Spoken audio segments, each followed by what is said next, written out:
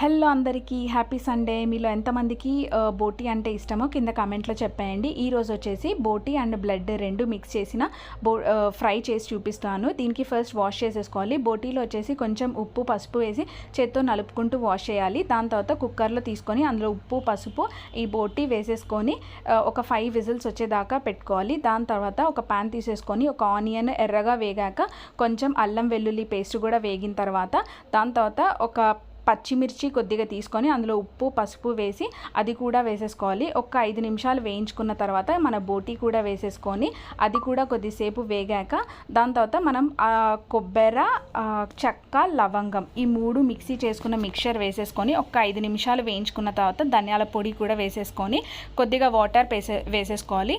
1 నుంచి 1.5 వరకు వాటర్ తీసుకోవాలి, ఒక glass water. Next process next పార్ట్లో చూపిస్తాను. ఈ వీడియోలో టైం సరిపోలేదు. That's all for this video.